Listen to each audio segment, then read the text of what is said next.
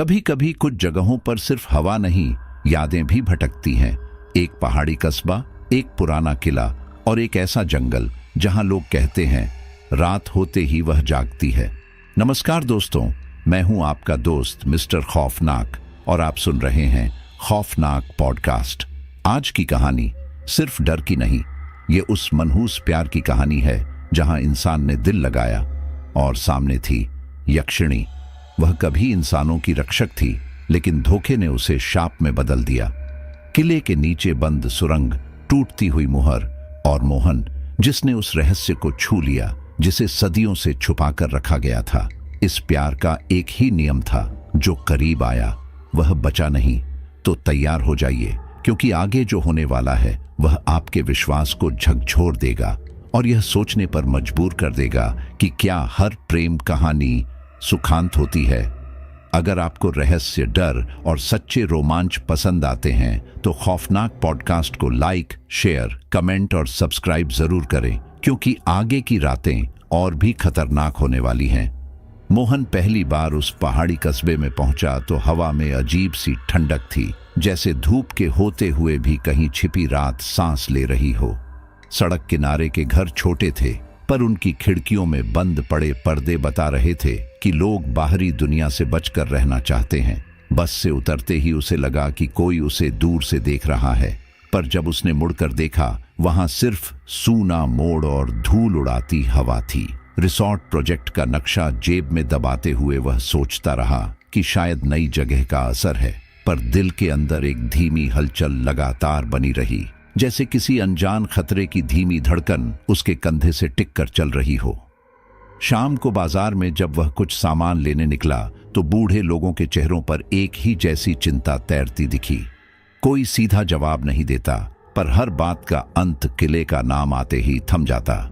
चाय वाले ने धीरे से कहा, किले के जंगल की तरफ मत जाना, रात में वह जागती है। और तुरंत नजरें नीचे कर लीं। यह वह कौन है? कोई बताना नहीं चाहता था। मोहन ने मुस्कान बनाकर बात टाल दी, पर अंदर कहीं एक ठंडी रेखा उतर गई। उसे महसूस हुआ कि इस कस्बे की हर गली किसी रहस्य की दीवार से जा टकराती है, और दीवार के उस पार कुछ ऐसा है जिसका नाम लेना भी मना है। रात होते होते होटल के कमरे में सन्नाटा गहराने लगा। खिड़की के बाहर पेड़ों की कतार हवा के साथ झूल रही थी, और तभी पत्तों के बीच से एक धीमी मीठी सी सरगोशी उठी, जैसे कोई दूर से गा रहा हो, किसी खोई हुई आत्मा की तरह। सुर लहराते और टूटते फिर लौट आते। मोहन ने खुद को समझाया कि यह बस हवा और शाखों का खेल है, पर उसके हाथ अनायास कांपने लगे। आवाज कभी पास लगती, कभी बहुत दूर, और बीच बीच में बिल्कुल थम जाती, जैसे कोई सांस रोककर सुन रहा हो। उसने खिड़की बंद की, पर गान की परछाई फिर भी कमरे में भटकती रही, और नींद उसके लिए किसी जंगल की पगडंडी बन गई, जिसमें कदम रखते ही वह उलझता चला गया। कुछ दिनों बाद कस्बे में लोक त्योहार पड़ा। सुबह तक ढोल नगाड़े थे, पर सूरज ढलते ही सब घरों में बंद हो गए। दरवाजों पर मोटी सांकलें चढ़ गईं, और मंदिर की घंटी एक ही स्वर में लगातार बजती रही, जैसे वह किसी चीज को बाहर ही बाहर बांधे रखना चाहती हो। सड़कें खाली, कुत्ते चुप, हवा भारी। मोहन ने खिड़की के झरोखे से देखा। एक बच्चा बाहर निकलने ही वाला था कि उसकी मां ने उसे झटके से खींचकर अंदर कर लिया। ये डर किसी कहानी का नहीं, किसी याद का लगता था। उस रात मोहन ने होटल की गलियारे में अपने ही कदमों की आवाज को दूसरा साया बनकर चलता पाया, और हर कोने पर लगा कि अंधेरा कुछ पूछना चाहता है। अगली सुबह वह पहाड़ी पर नजर डालते ही ठिठक गया। पुराने किले की टूटी दीवारें धुंध में ऐसे उभरी जैसे कोई विशाल जानवर नींद से उठने की कोशिश कर रहा हो। खंडहरों के बीच की खामोशी साधारण नहीं थी, वह जीवित लगती थी, चौकन्नी, इंतजार करती हुई। सूरज की किरणें वहां पहुंचते पहुंचते कमजोर पड़ जाती, मानो किला अपने चारों ओर एक अदृश्य पर्दा तान कर बैठा हो। थोड़ी देर तक मोहन किले को देखता रहा, और उसे लगा कि अगर वह पलक झपकाए तो किला अपनी जगह से थोड़ा सा खिसक जाएगा, जैसे किसी को रास्ता दे रहा हो। उस क्षण के बाद उसे यकीन हो गया कि यहाँ जो दिखता है वही सच नहीं है। दिन के काम निपटाकर वह कमरे में लौटा और नोटबुक खोली। उसने धीमे धीमे लिखा, इस जगह में कुछ है, पर क्या? शब्द लिखते ही कमरे में हवा का रुख बदल गया। पर्दे अचानक हल्के से फड़फड़ाए और दरवाजे के नीचे से आती रोशनी पल भर को बुझ सी गई। उसने आसपास देखा, कुछ नहीं। फिर भी ऐसा लगा जैसे उसकी लिखी पंक्ति किसी अदृश्य आंख तक पहुंच गई हो और वहां से वापस लौटकर एक अनकहा वादा कर रही हो कि जल्द ही जवाब मिलेगा। मोहन ने कलम रखी, पर सवाल नोटबुक के पन्ने से निकलकर उसके भीतर टिक गया, ठंडा और जिद्दी। रात गहराते गहराते एक और विचित्र बात हुई। नीचे लॉबी में टंगी घड़ी ने गलत समय बताया और होटल के चौकीदार ने आंखें चुराकर कहा कि यहाँ घड़ियां अक्सर रुक जाती हैं। उसी समय बाहर से फिर वही गान उठा, इस बार थोड़ा और स्पष्ट, थोड़ा और करीब, जैसे किसी अदृश्य कदम ने उसकी चौखट छू ली हो। मोहन दरवाजे तक गया, लेकिन हाथ बढ़ाकर भी कुंडी नहीं खोली। उसे लगा जैसे दूसरी तरफ खड़ी कोई उपस्थिति भी उसके जैसा ही सोच रही है। बस एक कदम और सब बदल जाएगा। उसने गहरी सांस ली, धीमे से पीछे मुड़ा और कमरे की बत्ती बुझा दी। अंधेरे में किले का धुंधला साया उसकी आंखों के पीछे तक उतरता चला गया। मोहन ने प्रोजेक्ट के सर्वे का बहाना बनाया और सुबह सुबह किले के पास वाले जंगल की ओर निकल पड़ा।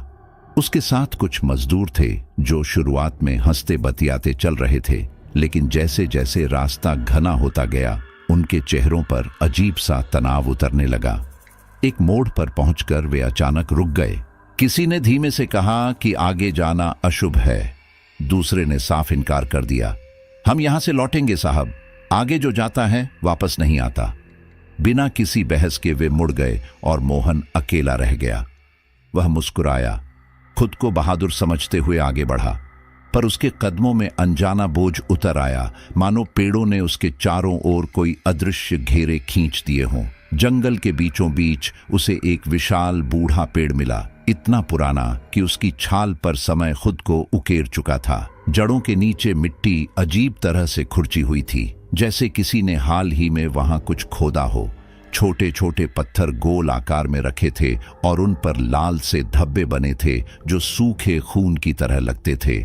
मोहन के मन में सवाल उठा, क्या यह किसी अनुष्ठान का निशान है? हवा अचानक शांत हो गई और पेड़ के पत्ते बिना हवा के भी कांपते दिखाई दिए। उसे लगा कि इस जगह में कुछ यादें फंसी हैं जो बाहर निकलना चाहती हैं, लेकिन कोई अनदेखा नियम उन्हें रोके रखता है। वह देर तक पेड़ को घूरता रहा, जैसे उससे कोई जवाब मिलने वाला हो। वह लौटने लगा तो जंगल का माहौल कुछ बदल सा गया। पगडंडी पर चलते हुए उसे अपने पीछे हल्की सी घंटियों की आवाज सुनाई दी, न बहुत तेज न बहुत धीमी, बस इतनी कि उसे यकीन हो जाए कि यह महज भ्रम नहीं है।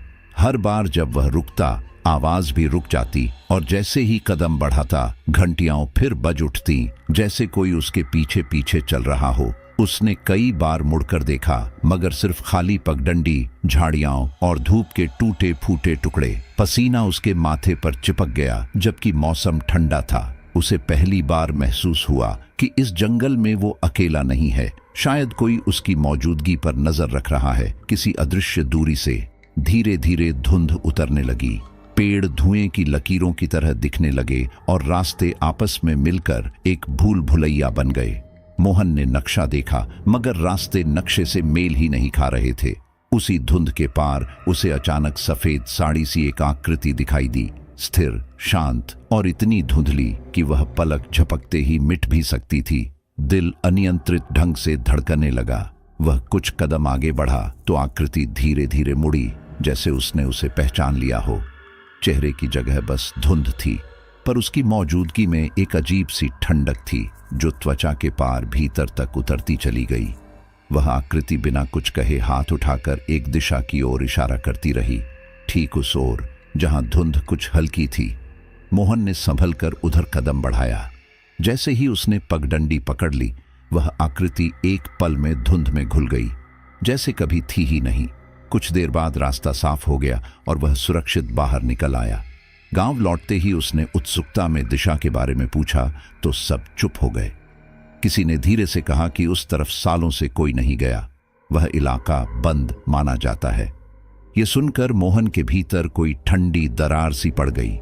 उसे समझ नहीं आया कि जिसने रास्ता दिखाया वह कौन थी और क्यों। उस रात नींद आई भी तो अजीब सी। सपने में वही बूढ़ा पेड़ फिर सामने खड़ा था और उसके पीछे सफेद साड़ी वाली स्त्री आधी परछाई बनकर खड़ी थी। उसकी आंखें दिखाई नहीं दे रही थीं, पर उसकी मौजूदगी का बोझ सपने में भी महसूस हो रहा था। अचानक वह बहुत पास आ गई और उसके कान के बिल्कुल पास फुसफुसाई, वापस मत जाओ या हमेशा यहीं रह जाओ। आवाज में न धमकी थी न विनती, बस एक सच्चाई जो अनहोनी की तरह चिपक जाती है। मोहन ने सपने में चीखने की कोशिश की, पर गला जैसे थम गया। पेड़ की जड़ें लंबी होकर उसकी ओर बढ़ने लगीं, मानो उसे पकड़कर जगा देने से पहले ही कहीं खींच ले जाना चाहती हो। वह झटके से उठ बैठा। दिल इतनी तेजी से धड़क रहा था कि कमरे के सन्नाटे में उसकी आवाज सुनाई दे रही थी। कमरा अंधेरा था, मगर खिड़की आधी खुली थी और ठंडी हवा अंदर आकर पर्दों को हिलाती जा रही थी। उसने साफ साफ याद किया कि सोने से पहले खिड़की बंद की थी।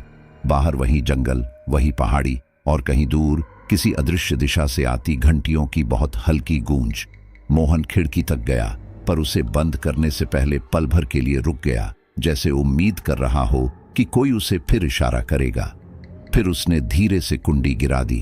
कमरे में अंधेरा थोड़ा और भारी हो गया और उसके मन में एक ही बात घूमती रही, अगर यह सब सपना था तो खिड़की किसने खोली? वह देर तक बिस्तर पर बैठा रहा, अपने हाथों की कंपी को रोकने की कोशिश करता हुआ। उसे लगा कि इस जंगल ने उसे पहचान लिया है और अब उसके हर कदम का हिसाब रखेगा। दीवारों पर परछाइयां लंबी होकर रेंगती रहीं और समय कुछ देर के लिए रुक सा गया।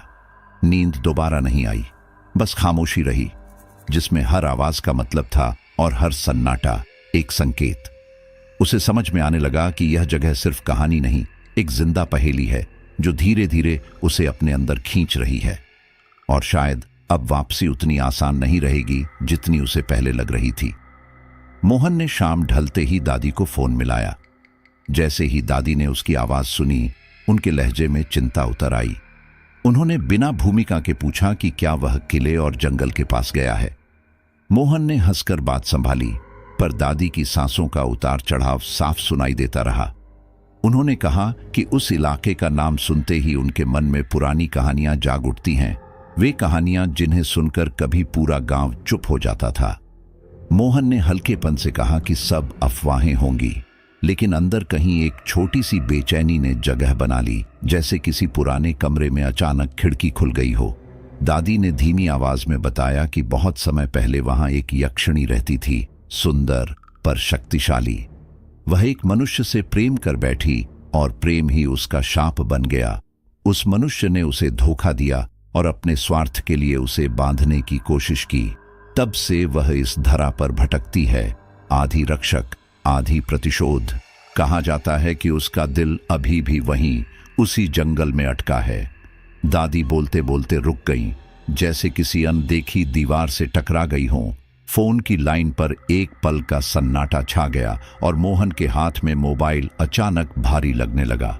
फिर दादी ने चेतावनी दी, अगर रात में मधुर गान सुनाई दे तो कभी जवाब मत देना। उन्होंने कहा कि वह गान बुलावा होता है, जो उसे सुनकर बोल उठता है, उसका रास्ता हमेशा के लिए जंगल की ओर मुड़ जाता है। कई लोग ऐसे ही खो गए, बिना निशान, बिना विदाई। मोहन ने कहा कि वह सावधानी रखेगा, पर उसकी यादों में पिछले दिनों की वो गूंज फिर जीवित हो उठी, जो खिड़की के बाहर रात के साथ चलती थी। क्या उसने सच में किसी की आवाज सुनी थी, या उसका दिमाग उससे खेल खेल रहा था? इस सवाल ने उसके मन में एक हल्का डर बो दिया। अगले दिन स्कूल टीचर से मुलाकात हुई। शांत स्वभाव के उस बूढ़े आदमी की आंखों में अनकहे किस्से भरे थे। उन्होंने बताया कि वर्षों में कई लोग रहस्यमय ढंग से गायब हुए, अक्सर वही जो किले के आसपास घूमते दिखे। कोई शव नहीं मिला, कोई अंतिम सुराग नहीं, बस अचानक किसी का नाम गांव की बातचीत से मिट जाता और लोग उसका जिक्र करते हुए धीरे से बोलते, जैसे आवाज ऊंची कर देने से कुछ जाग जाएगा। टीचर ने मोहन को सीधा चेतावनी नहीं दी, मगर उनकी खामोशियां बहुत कुछ कह गईं। इसी सिलसिले में किले के नीचे बनी सुरंग की कहानी सामने आई। कहा जाता है कि राजाओं ने वह सुरंग किसी को कैद रखने के लिए बनवाई थी, कोई ऐसा जिसे मारना मुमकिन नहीं था। मोटी पत्थर की दीवारें और अजीब से चिन्ह, जिनका अर्थ आज भी कोई नहीं समझ पाया। कुछ बुजुर्ग बताते हैं कि रात के वक्त उस सुरंग से ठंडी सांसें उठती हैं और धरती के भीतर कुछ करवटें लेता महसूस होता है। ये विचार ही मोहन के मन में देर तक घूमता रहा। क्या सुरंग सिर्फ रास्ता है या एक ऐसा दरवाजा जिसे खुलना नहीं चाहिए? इतनी चेतावनियों के बावजूद मोहन के भीतर की जिज्ञासा और तेज हो गई। उसे लगा कि अगर वह सच नहीं खोजेगा तो यह डर हमेशा उसके पीछे पीछे चलता रहेगा। उसने तय किया कि वह तर्क और सबूत के सहारे इन बातों की तह तक जाएगा, चाहे लोग इसे अंधविश्वास कहें या खतरा। खुद से यह वादा करते ही उसके भीतर अजीब सा साहस पैदा हुआ, लेकिन उसी साहस की तह में कहीं एक बारीक सी कंपी भी थी जो हर विचार के साथ उसकी हथेलियों तक दौड़ जाती। उसे महसूस हुआ कि वह अब अनजाने में एक ऐसे खेल में उतर आया है जिसके नियम वही जगह तय करेगी। रात हुई तो होटल के कमरे में पहले जैसी शांति नहीं रही। बाहर की हवा बिल्कुल हल्की थी, फिर भी पर्दे अनिश्चित लय में हिल रहे थे। अचानक दूर से वही मधुर गान उभरा, इस बार पिछली रातों से ज्यादा साफ, ज्यादा पास। सुर इतने कोमल थे कि वे सीधे दिल पर उतरते गए और एक पल के लिए मोहन को लगा कि कोई उसे नाम लेकर पुकारेगा। उसने होंठ भींच लिए और खामोश बैठा रहा। गीत बढ़ता गया, कमरे के कोनों से टकराया और फिर जैसे खिड़की के पास आकर ठहर गया। उसका हर नोट एक अदृश्य कदम था जो उसकी ओर बढ़ता चला आ रहा था। मोहन ने खुद को संयमित करने की कोशिश की, लेकिन उसकी धड़कनों की आवाज अब गान में मिल रही थी। उसे दादी की बात याद आई, जवाब मत देना। उसने मोबाइल उठाकर समय देखा। मिनट की सुई अजीब सी देर तक एक ही जगह अटकी रही। लगा जैसे रात ने घड़ियों को भी रोक दिया है। बाहर अचानक खामोशी छा गई और फिर एक बहुत हल्की फुसफुसाहट उभरी जिसे शब्दों में नहीं बांधा जा सकता था। उसी पल उसे एहसास हुआ कि यह लड़ाई सिर्फ डर से नहीं, अपने आप से भी है। उसने आंखें बंद की और गान धीरे धीरे खो गया, पर उसका असर कमरे की हवा में रह गया, जैसे किसी ने अभी अभी यहां से गुजरकर सब कुछ थोड़ा बदल दिया हो। उसने बत्ती जलाई, दीवार पर पड़ी परछाइयों को देखा और गहरी सांस ली। मन के भीतर सवालों का एक नया जंगल उग आया था। दादी की कहानियां, टीचर की बातें, सुरंग का रहस्य और यह गान सब मिलकर एक अदृश्य जाल बुन रहे थे। मोहन जानता था कि अब पीछे हटना आसान नहीं, क्योंकि हर बात का जवाब उसी जगह छिपा है जिससे सब डरते हैं। खिड़की के बाहर रात स्थिर खड़ी थी और लग रहा था जैसे वहां कोई इंतजार कर रहा हो, शांत धैर्य से अपनी बारी का। सुबह धुंध कुछ ज्यादा ही भारी थी, पर मोहन के मन में इस बार कोई हिचक नहीं थी। उसने तय कर लिया था कि डर के साथ जीने से बेहतर है कि उसका चेहरा देखा जाए। जंगल के रास्ते उसे अब थोड़े परिचित लगते थे, फिर भी हर मोड़ पर ऐसा लगता कि पेड़ उसकी चाल पर नजर रख रहे हों। पत्तों के बीच से झरती नमी, मिट्टी की ठंडी गंध और कहीं दूर किसी टूटे फाटक की चरमराहट, सब मिलकर जंगल को एक जिंदा देह बना देते थे। वह धीरे धीरे भीतर बढ़ता गया, अपने ही कदमों की आवाज से सावधान, जैसे कोई रहस्य अचानक सामने आकर उसकी सांस रोक देगा। कुछ दूर जाते ही धुंध गाढ़ी हो गई और उसी सफेदी के भीतर उसे एक आकृति दिखी। वह स्त्री थी, अजीब सी शांत और इतनी अद्भुत सुंदर कि पल भर को मोहन सब भूल गया। उसके चेहरे पर कोई क्रोध नहीं, पर आंखों में गहरा अथाह दुख तैर रहा था जो किसी पुरानी चोट का निशान लगता था।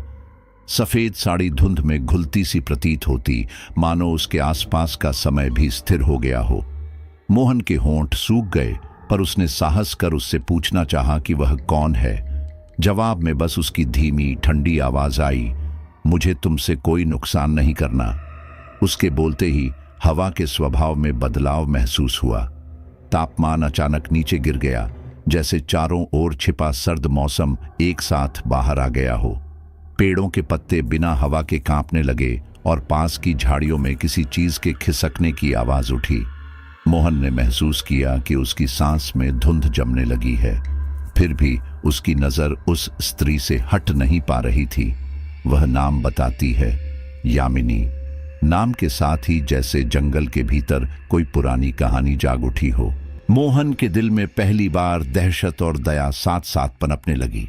अचानक ऊपर से तेज हवा का झोंका आया, पेड़ झुककर एक दूसरे को छूने लगे और जमीन फिसलन भरी हो गई।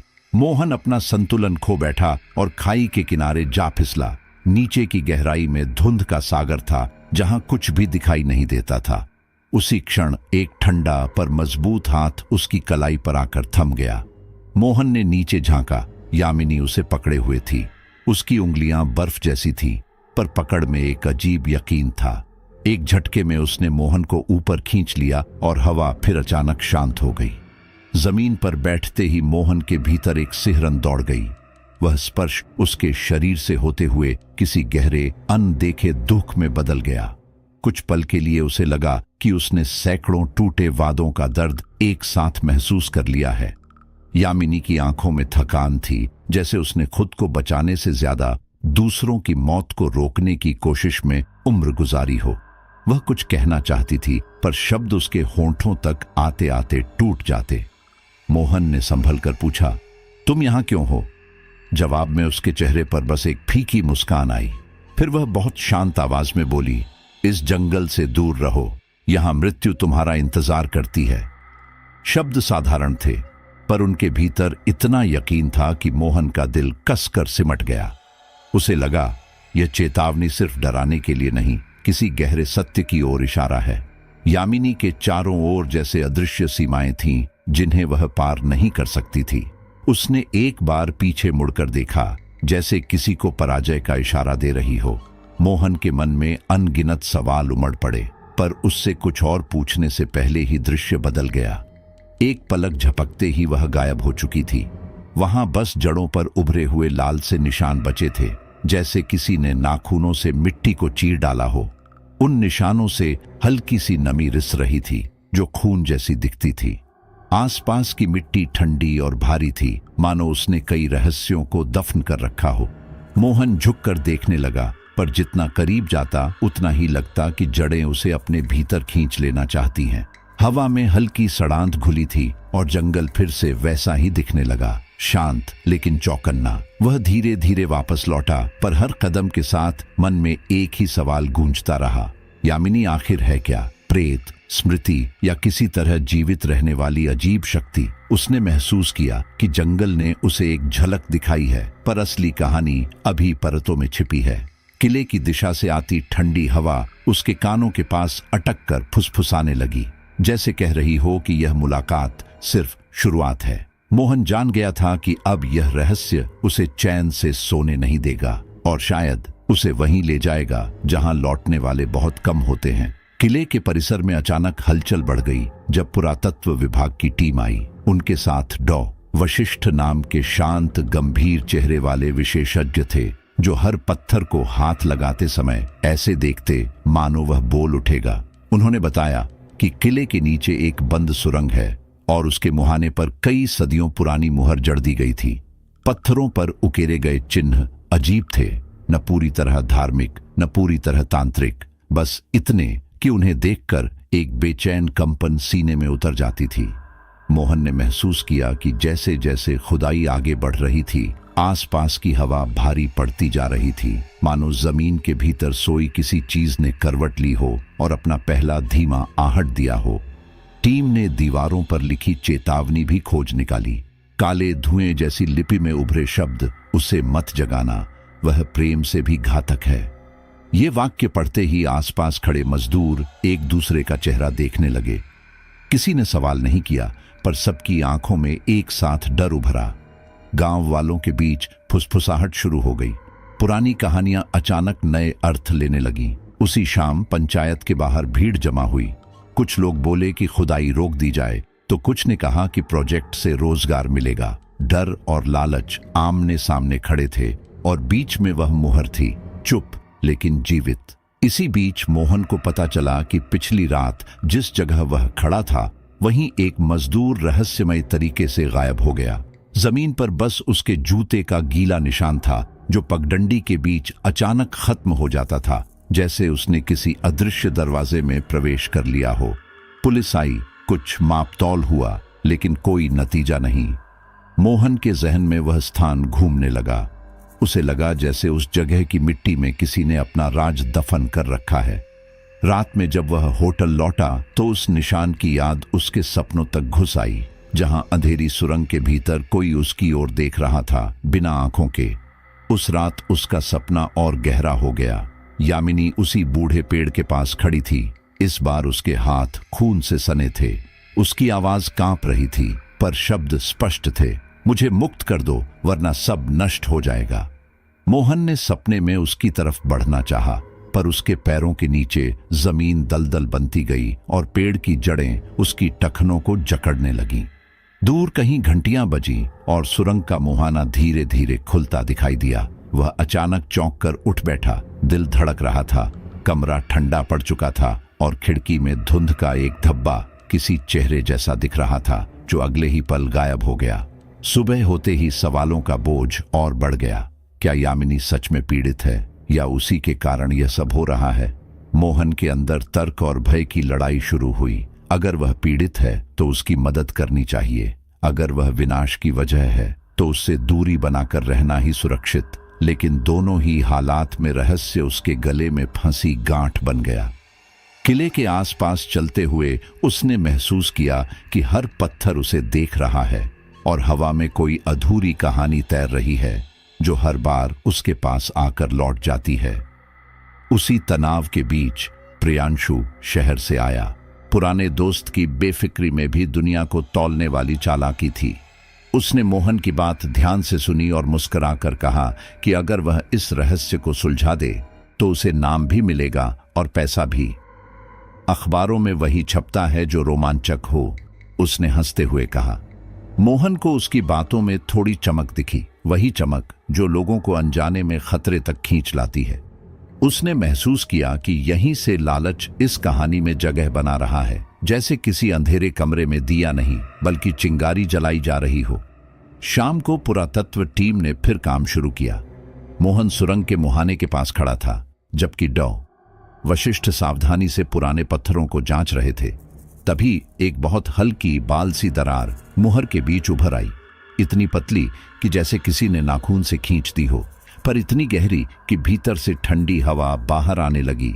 सबने इसे सामान्य माना, लेकिन मोहन को लगा कि यह दरार महज पत्थर में नहीं बल्कि किसी कैद के नियम में पड़ी है। उसकी रीढ़ में सिहरन दौड़ गई।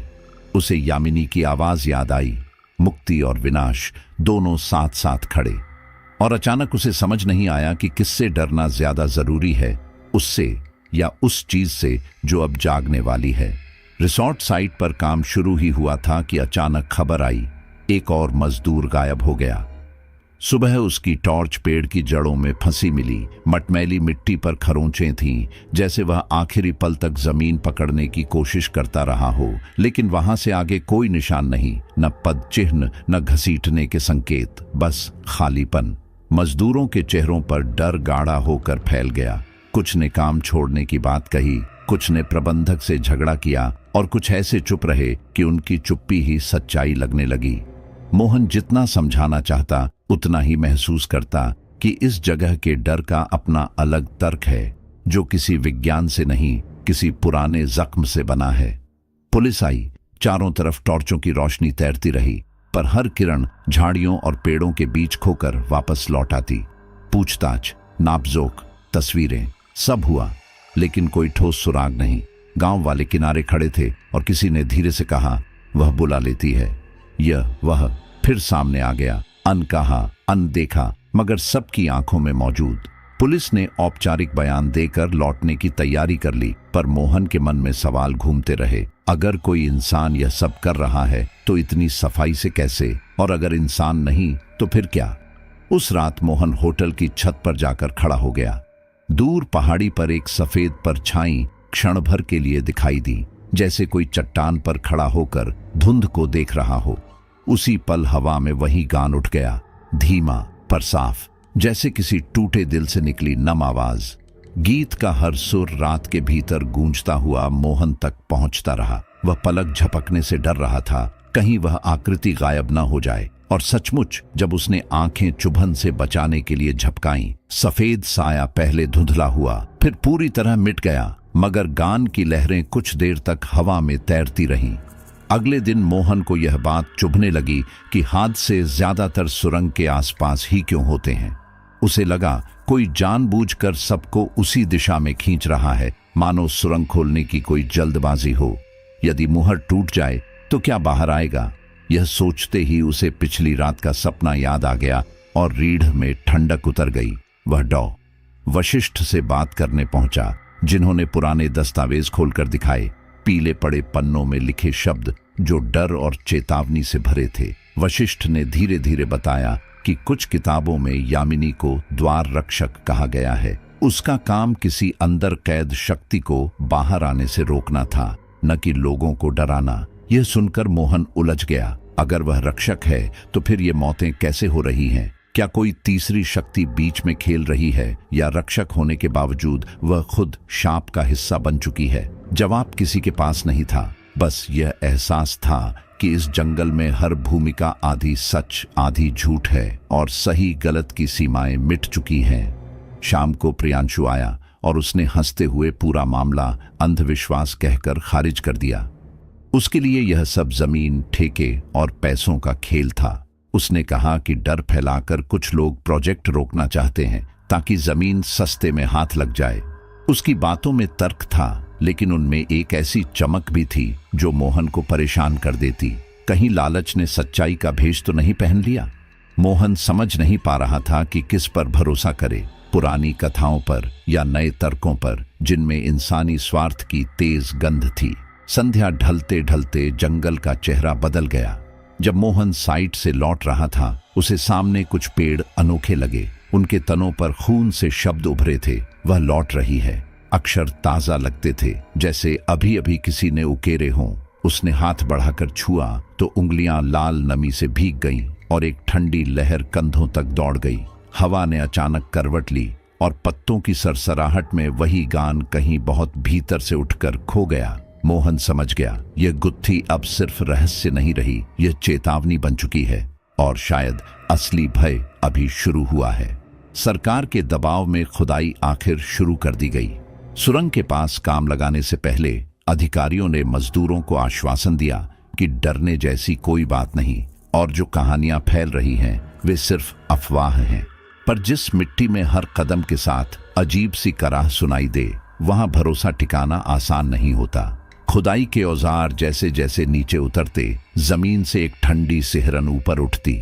मोहन दूर खड़ा सब देख रहा था। उसे लग रहा था कि यहां हर गहराई किसी और गहराई का दरवाजा खोल देती है। फिर भी काम रुका नहीं।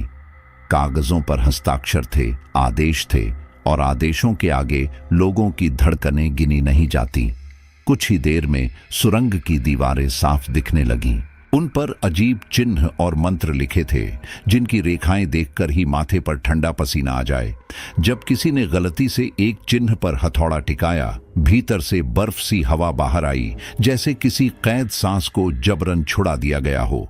हवा के साथ बदबू नहीं, बल्कि एक उदास ठंडक फैली जो कमर से ऊपर चढ़ती जा रही थी।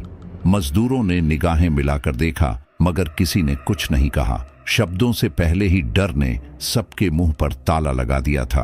उसी जगह मिट्टी हटाते समय मोहन की नजर एक चमक पर पड़ी। वह एक पुराना ताबीज था, टूटी सी डोरी से बंधा, और उस पर वही बूढ़ा पेड़ उकेरा था जिसे उसने पहले जंगल में देखा था। उसने उसे उठाया तो ताबीज हल्का सा थरथराया, जैसे किसी याद ने भीतर से उसे पहचान लिया हो। मोहन ने ताबीज को जेब में रख लिया, पर उसके हाथ कुछ देर तक ठंडे रहे। शाम को जब सूरज ढलने लगा, सुरंग के मुहाने के सामने धुंध जमा होने लगी, जैसे रात ने तय कर लिया हो कि यहां से वह अपने तरीके से राज करेगी। रात को नींद आई तो सपने ने कोई राहत नहीं दी। मोहन ने खुद को उसी सुरंग के अंदर पाया। अंधेरा इतना घना कि हाथ भी दिखना मुश्किल। अचानक उस अंधेरे में दो लाल आंखें चमक उठीं, स्थिर, निर्दयी और नजर हटा लेने के बाद भी पीछा करती हुई। उसके पैरों के नीचे पत्थर टूटने लगे और कहीं बहुत भीतर से किसी के हंसने की टूटी आवाज आई। वह भागना चाहता था, मगर सुरंग लंबी होती चली गई। जब वह चिल्लाया तो उसकी अपनी आवाज भी उसी अंधेरे में समाकर गायब हो गई। वह झटके से जागा और कमरे की हवा में वही ठंडक तैर रही थी। अगली सुबह वह सीधे डॉ वशिष्ठ के पास पहुंचा। ताबीज देखकर वशिष्ठ की आंखों में एक पल के लिए चिंता चमक उठी। उन्होंने कहा कि यह रक्षा का प्रतीक है, इसे पहनने वाले को वह सीधे नहीं छू सकती। पर उन्होंने यह भी जोड़ा कि ताबीज सिर्फ समय खरीदता है, समाधान नहीं। उसी दिन गांव की एक बूढ़ी महिला मोहन के पास आई और फुसफुसाकर बोली कि यामिनी को कभी पिंजर तंत्र से बांधा गया था, ऐसा तंत्र जिसमें आत्मा जिंदा रहते हुए भी कैद हो जाती है। उसके शब्द सुनकर मोहन के भीतर सब कुछ भारी सा हो गया। यह रहस्य अब सिर्फ कहानी नहीं रहा था।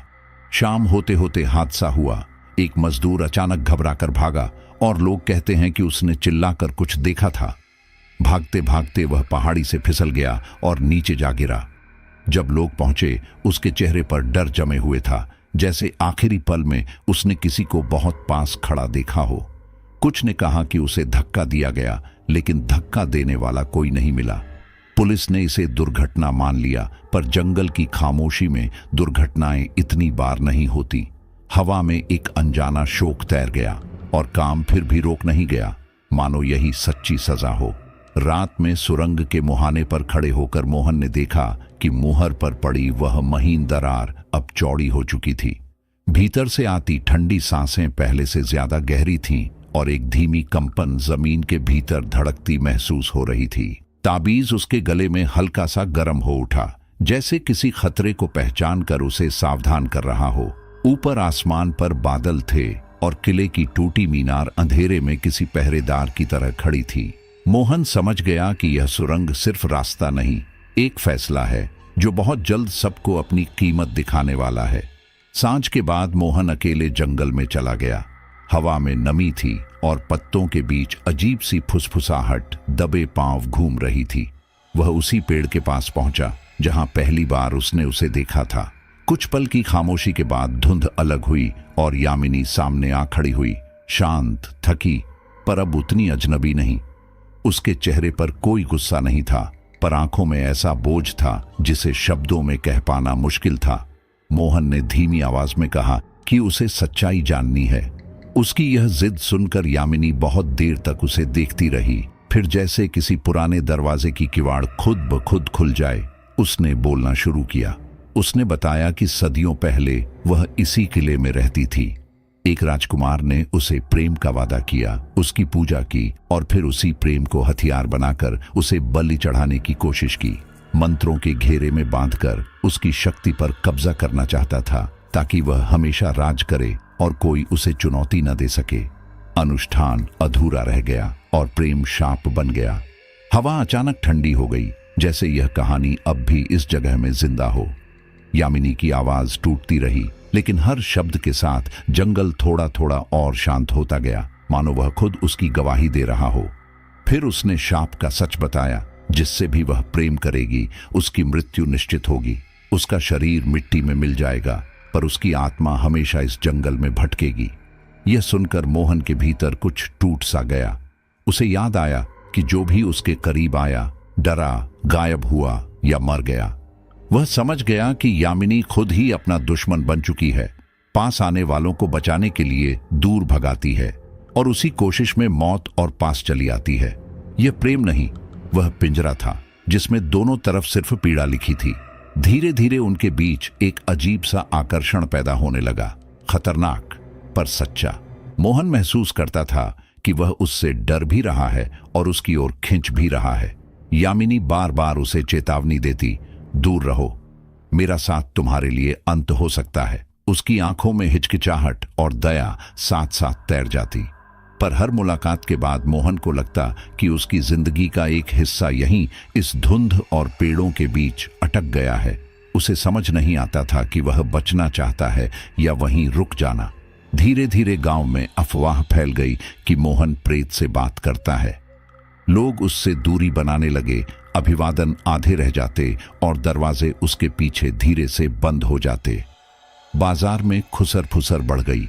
कोई कहता वह जंगल का आदमी बन गया, कोई कहता उसे उसने चुन लिया। मोहन को पहली बार महसूस हुआ कि अकेलापन भी कभी कभी आवाज बन जाता है, जो हर जगह उसका पीछा करती है। फिर भी हर शाम उसे उसी दिशा में नजरें टिकानी पड़ती जहां धुंध उठती थी और एक अनजानी मौजूदगी उसका इंतजार करती लगती।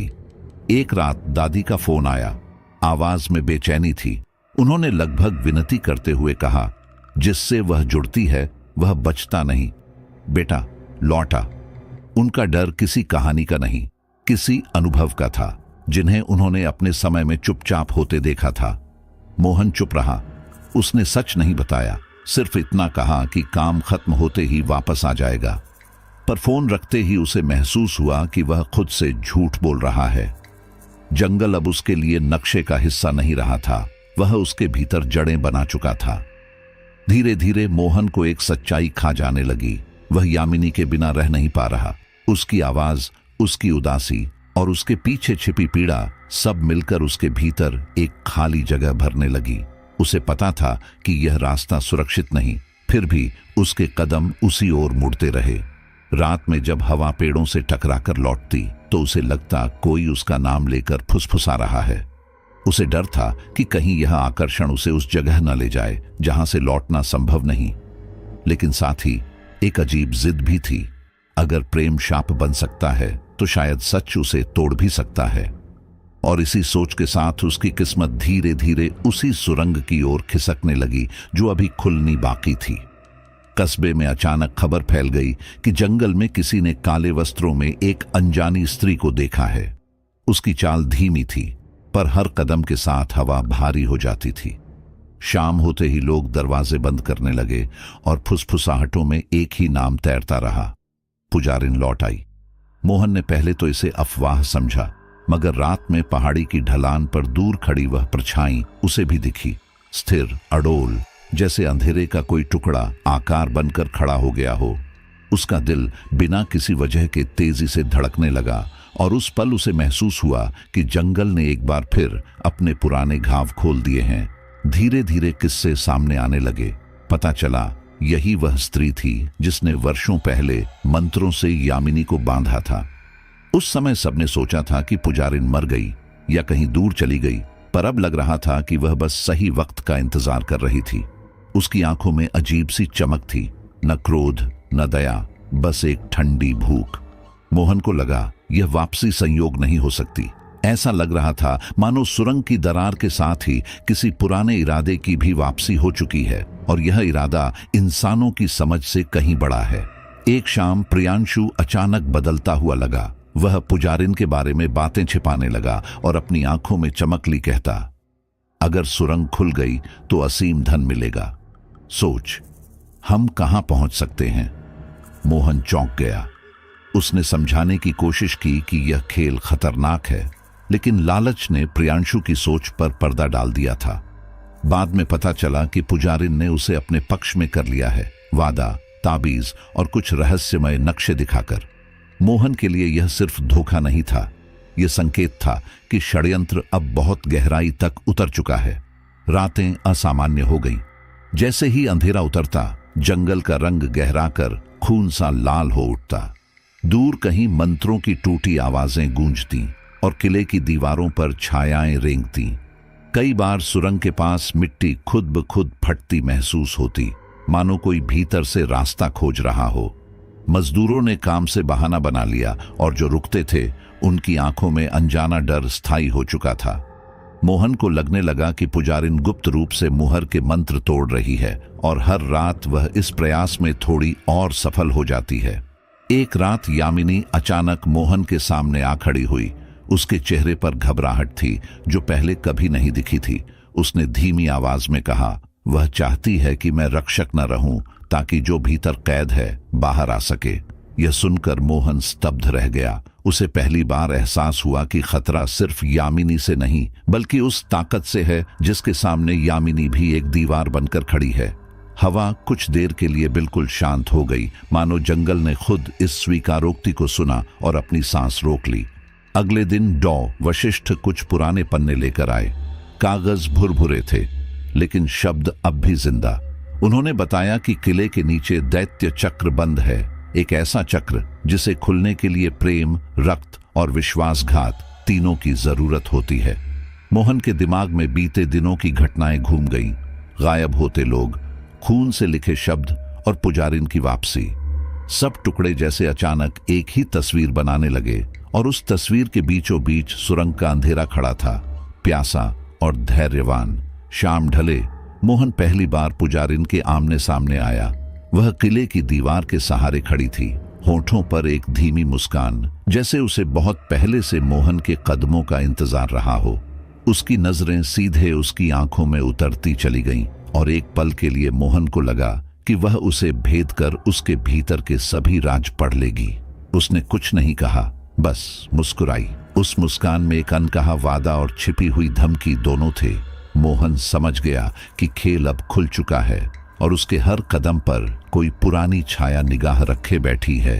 उस रात हवा किले की मीनारों में अटकी रही और पेड़ों की शाखाएं एक दूसरे से टकराकर किसी पुराने गीत की तरह आवाजें बनाने लगीं। मोहन को महसूस हुआ कि यह कहानी अब सिर्फ रहस्य नहीं बल्कि टकराव है, बीते समय और वर्तमान के बीच, प्रेम और लालच के बीच, मुक्ति और विनाश के बीच। उसे यकीन था कि आने वाली रातें आसान नहीं होंगी और कहीं भीतर एक अजीब सी सिहरन ने यह बात तय कर दी। पुजारिन की वापसी के साथ लौटने का रास्ता धीरे धीरे मिट चुका है। पूर्णिमा नजदीक थी और पूरे कस्बे पर एक अनजाना तनाव तैर रहा था। हर शाम जैसे जैसे चांद आकार पकड़ता, जंगल की खामोशी और गहरी हो जाती। पुजारिन पहाड़ के ऊपरी हिस्से में अनुष्ठान की तैयारी कर रही थी। सूखे पत्तों, हड्डियों और लाल धागों के बीच कोई गुप्त चक्र बनता जा रहा था। मोहन दूर से देखता तो उसे लगता कि पूरा पहाड़ किसी बड़े अनहोने के लिए सांस रोके खड़ा है। हवा में धुएं और जले हुए तेल की गंध घुली थी, जो रात होते होते किसी बुरे इशारे में बदल जाती। हर तरफ यह खबर फैल गई कि इस बार कुछ ऐसा होने वाला है जो सदियों से नहीं हुआ।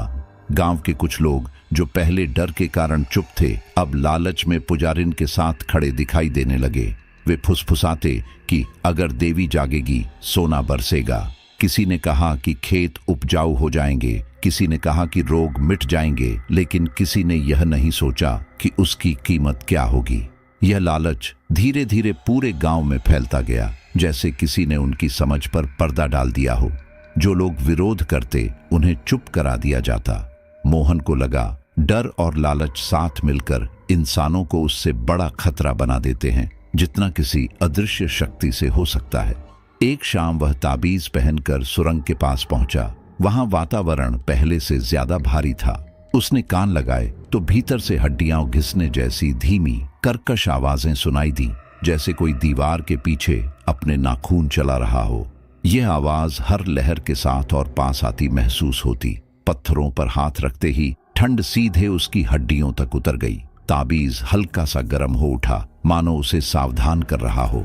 उस पल मोहन को एहसास हुआ कि मुहर अब सिर्फ दरार नहीं, एक खुलता हुआ द्वार है और उसके उस पार कुछ बेचैन होकर जाग रहा है। डॉ वशिष्ठ ने उसे रोककर समझाया कि अगर मुहर टूट गई तो यामिनी की शक्ति भी अनियंत्रित हो जाएगी। वह खुद को भी नहीं बचा पाएगी, उन्होंने कहा।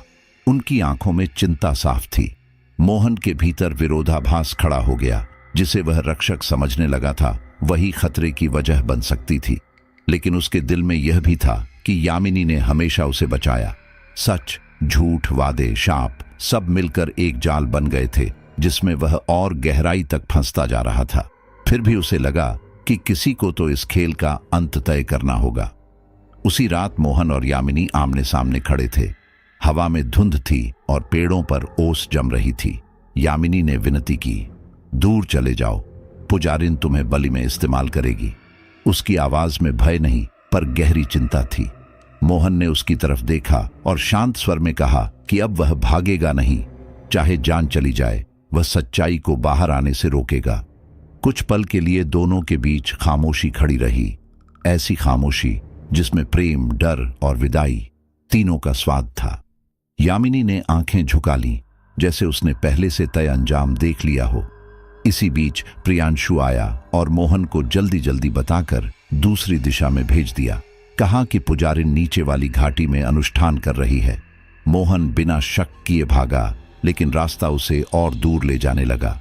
कुछ देर बाद उसे समझ आया कि वह गलत दिशा में है, मगर तब तक बहुत देर हो चुकी थी।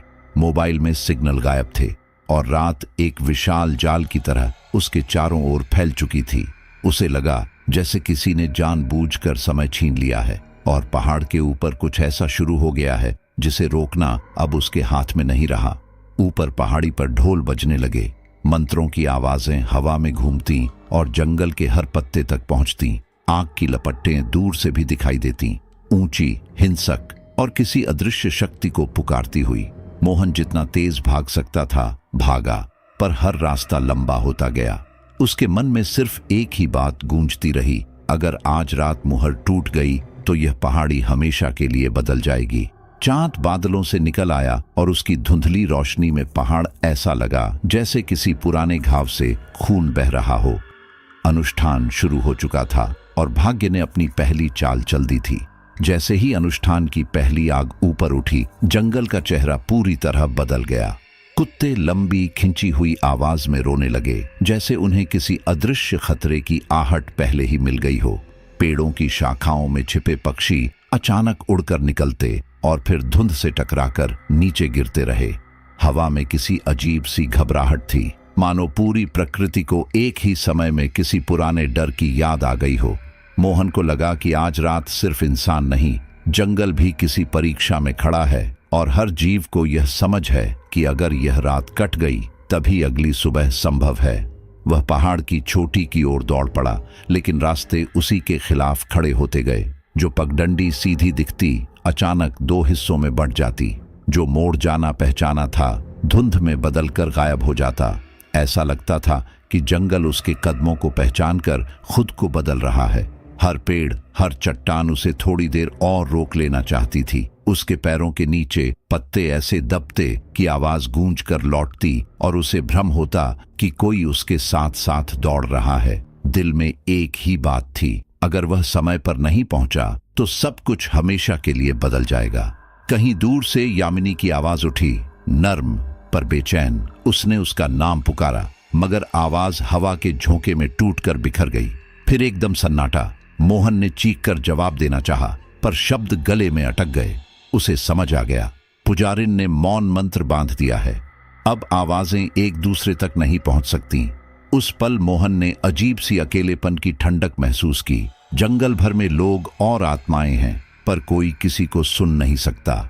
जैसे हर रास्ता अलग अलग किस्मत की तरफ जा रहा हो और सबको अकेले ही उसमें उतरना हो। दौड़ते दौड़ते अचानक उसे ख्याल आया, प्रियांशु ने दिशा गलत बताई थी। दिल में धोखे की टीस उठी, जिसने उसके कदम और तेज कर दिए। वह तुरंत मुड़ गया, लेकिन अब तक बहुत सा समय बह चुका था। धुंध गहरी हो गई थी और जमीन पर ओस ने पगडंडी फिसलन भरी बना दी थी। हर दूसरे मोड़ पर उसे लगता कि वह वापस वहीं आ पहुंचा है जहां से चला था। दिमाग में एक ही सवाल घूमता रहा, आखिर किसने उसे खेल का मोहरा बना दिया और किसके लिए? सुरंग के पास पहुंचते ही उसकी नजर एक छाया पर पड़ी।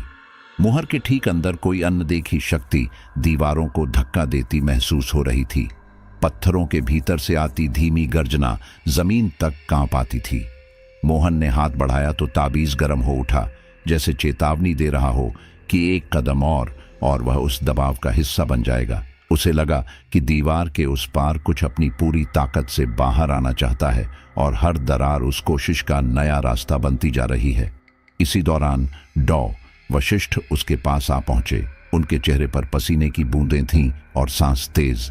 उन्होंने बस इतना कहा, समय बहुत कम है। शब्द साधारण थे, पर उनमें एक भयावह निश्चितता थी। दोनों बिना कुछ और बोले पहाड़ी की ओर चढ़ने लगे, जैसे जानते हों कि देर का अर्थ सिर्फ हार नहीं, विनाश है।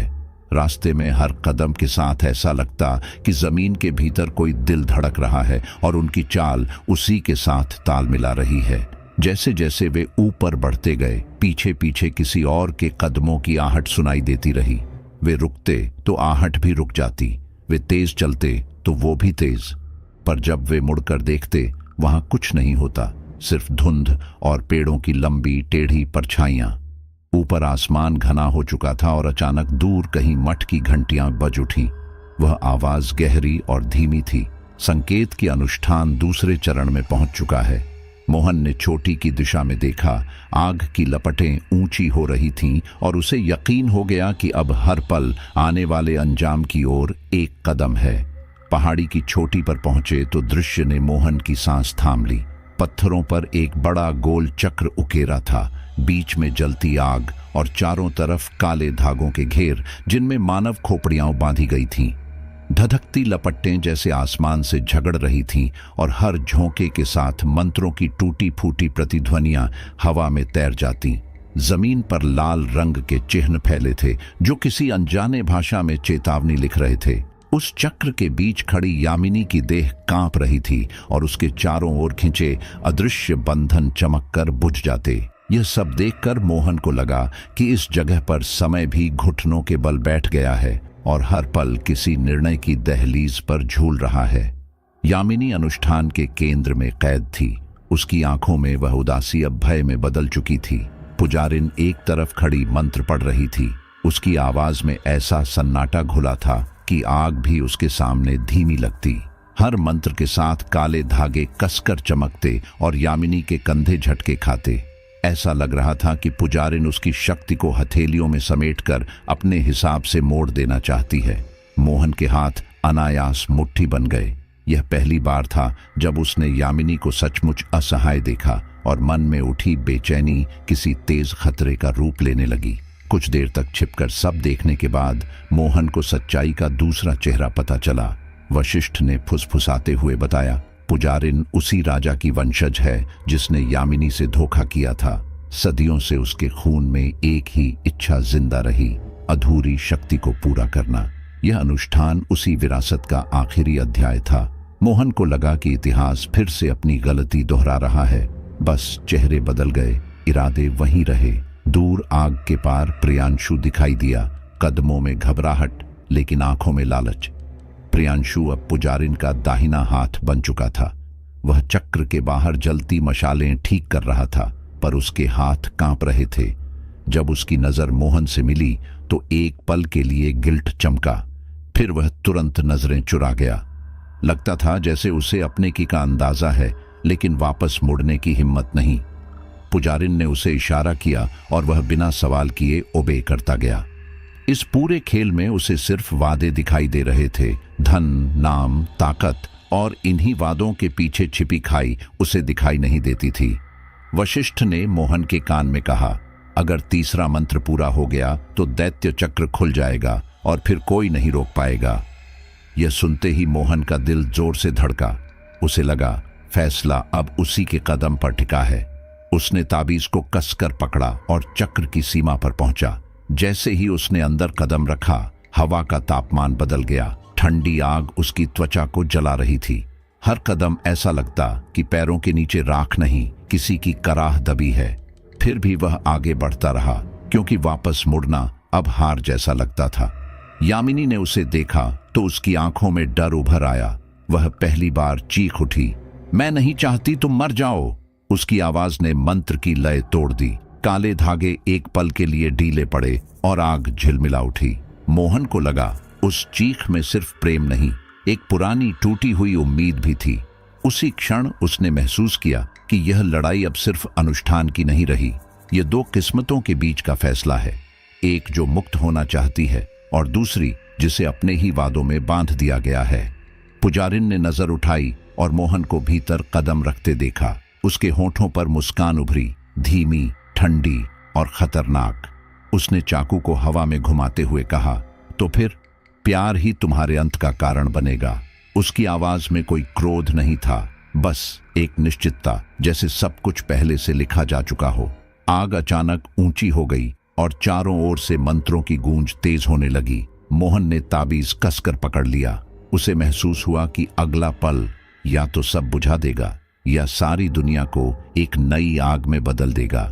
छोटी पर हवाएं गोल गोल घूमने लगीं और आकाश में बादल नीचा होकर मंडराने लगे।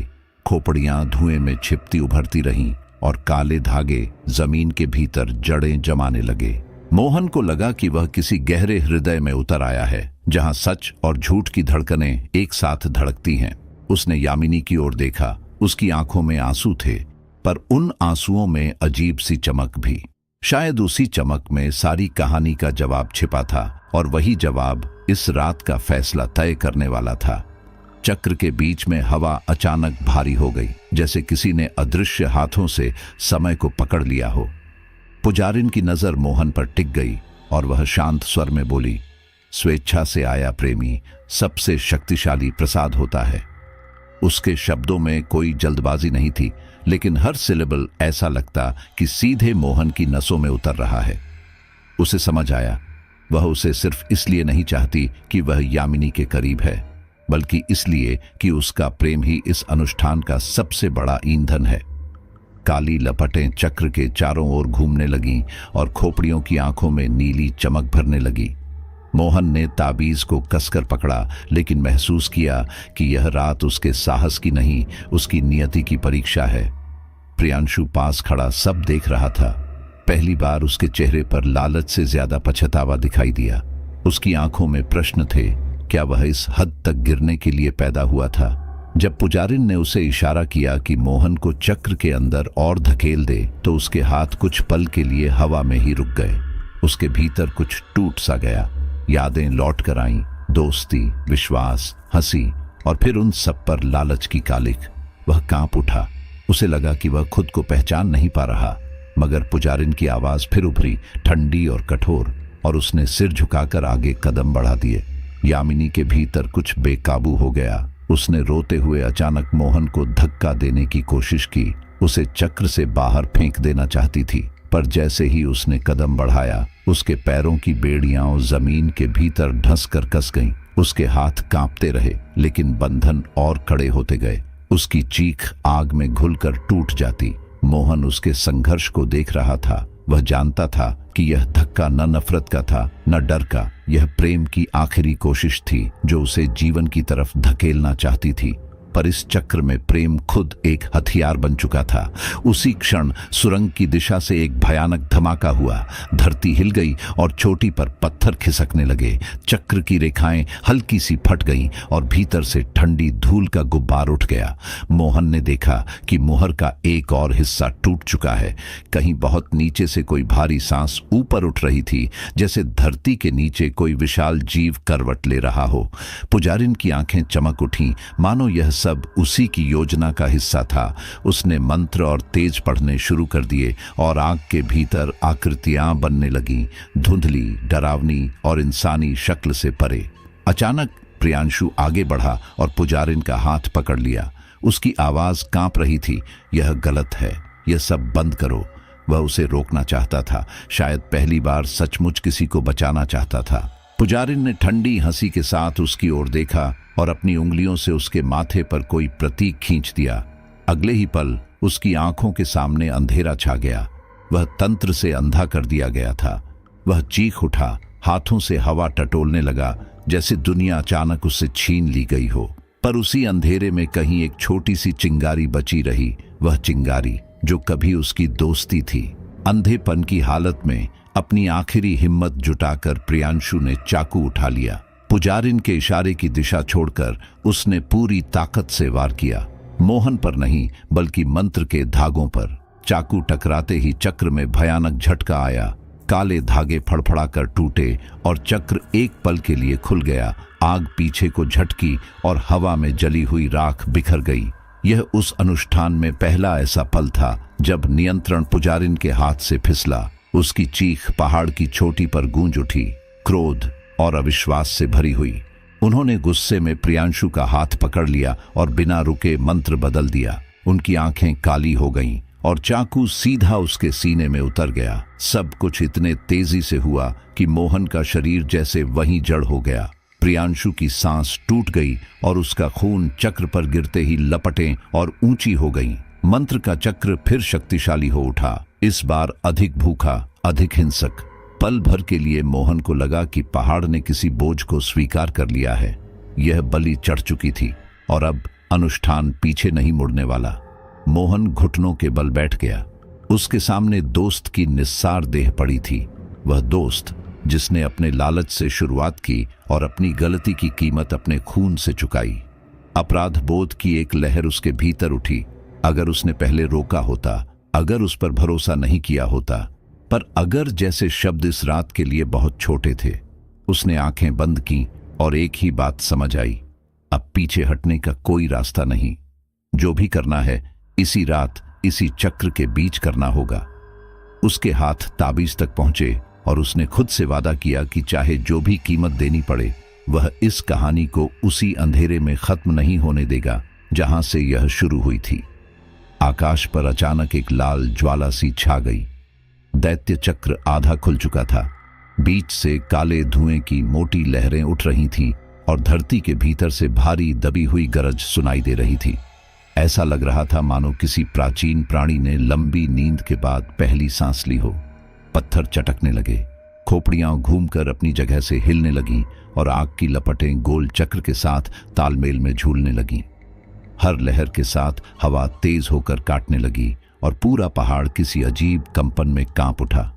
मोहन ने महसूस किया कि अब अगर एक कदम भी गलत पड़ा तो सब कुछ इसी रात में समाप्त हो सकता है।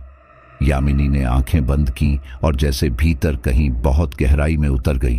कुछ ही पलों में उसने सच समझ लिया, अगर वह अपनी शक्ति का त्याग कर दे तो चक्र बंद हो सकता है, लेकिन इसका मतलब था कि उसका अस्तित्व मिट जाएगा। शाप टूटेगा जरूर, पर वह खुद भी नहीं रहेगी।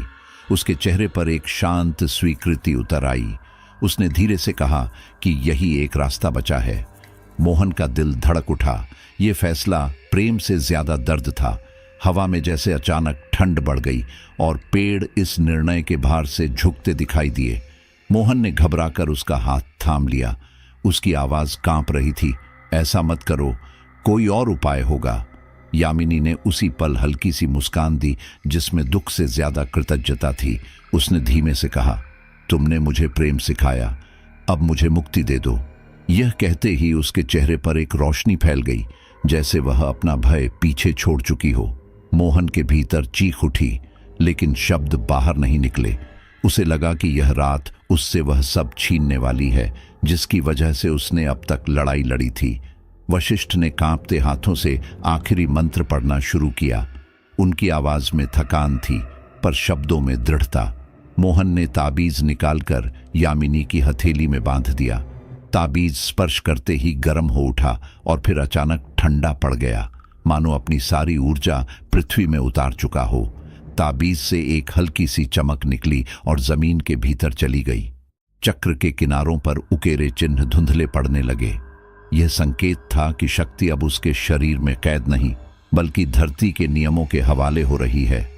यह देख पुजारिन भड़क उठी। उसने मंत्र बदला और चाकू के साथ यामिनी की ओर झपटी, लेकिन जैसे ही उसने वार करने की कोशिश की, उसकी अपनी छाया जमीन से उठकर उसके सामने आ खड़ी हुई। छाया अचानक उलट गई। तंत्र ने दिशा बदल दी। छाया ने उसकी कलाई पकड़ ली और चाकू हवा में ठहर गया। पुजारिन की आंखों में पहली बार डर दिखा। वह समझ गई थी कि जिसने अनुष्ठान रचा था वही अब उसके खिलाफ खड़ा हो चुका है। मंत्र गड़बड़ा गए और चाकू उसके हाथ से फिसलकर चक्र के बाहर जा गिरा। यामिनी ने आकाश की ओर देखा। उसके चारों तरफ एक हल्की सुनहरी आभा फैलने लगी जो पल पल में तेज होती गई। उसकी देह लगभग पारदर्शी हो रही थी, मानो वह धीरे धीरे रोशनी में घुल रही हो। उसने आंखें बंद की और एक तेज प्रकाश के साथ अपनी ऊर्जा त्याग दी। उसी क्षण चक्र कांप उठा, लपटें पीछे हटने लगीं और काले धुएं की लहरें उलटी दिशा में बहने लगीं। जमीन के भीतर से आई गरज धीरे धीरे थम गई। ऐसा महसूस हुआ जैसे धरती ने खुद उस शक्ति को वापस निगल लिया हो जिसे बाहर आने की अनुमति कभी नहीं मिली थी। पुजारिन ने भागने की कोशिश की, लेकिन देर हो चुकी थी। मुहर में अचानक एक खिंचाव पैदा हुआ, जैसे कोई अदृश्य हाथ उसे भीतर खींच रहा हो। वह चीखी, मंत्र पढ़ने की कोशिश की, मगर शब्द बिखर गए। उसका शरीर मुहर के करीब पहुंचते ही पत्थरों में धंसने लगा। उसकी चीखें चोटी पर गूंजी, फिर धीरे धीरे पत्थरों के भीतर समा गईं और मौन छा गया। जो शक्ति वह जगाना चाहती थी वही उसके लिए कैदखाना बन गई। मोहन ने कांपते हाथों से यामिनी को बाहों में भर लिया। उसका शरीर अब हल्का था, लगभग हवा की तरह। उसकी उंगलियां मोहन के गाल को छूते छूते रुक गईं।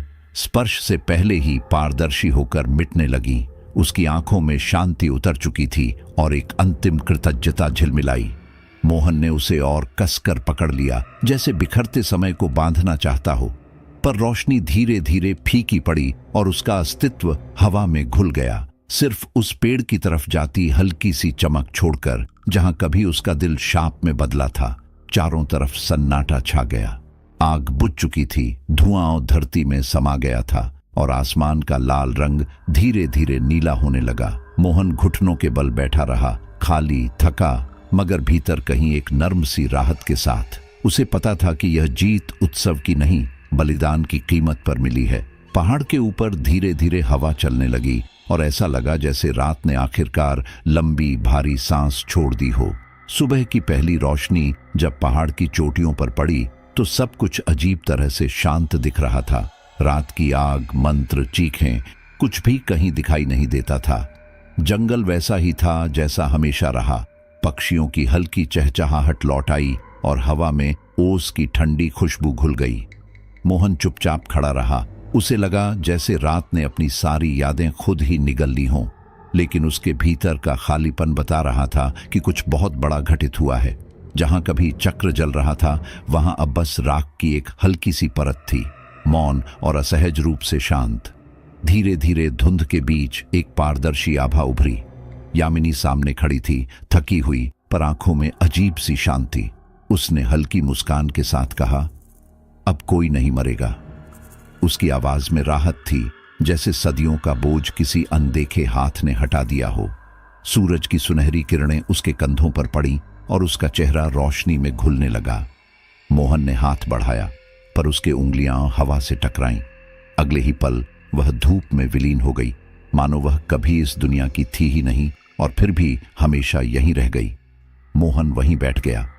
आंखों में आंसू थे, पर यह रोना हार का नहीं था, यह स्वीकार का था। उसे समझ आया कि उसने उसे मौत नहीं दी, बल्कि अनंत पीड़ा से मुक्ति दिलाई। जो प्रेम कभी शाप बन गया था, वही आज मुक्ति का रास्ता बन चुका था। उसके आसपास फैला सन्नाटा अब भयावह नहीं, बल्कि शांत लग रहा था। उसे महसूस हुआ कि इस पहाड़ पर अब कोई अदृश्य नजर नहीं घूम रही।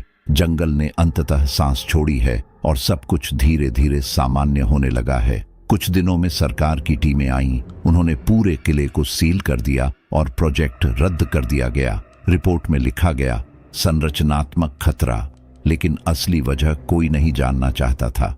गांव वालों ने राहत की सांस ली। वर्षों बाद उनके चेहरों पर सुकून लौटा और घरों के बाहर जल रही दियों में पहली बार सच्ची उजास थी।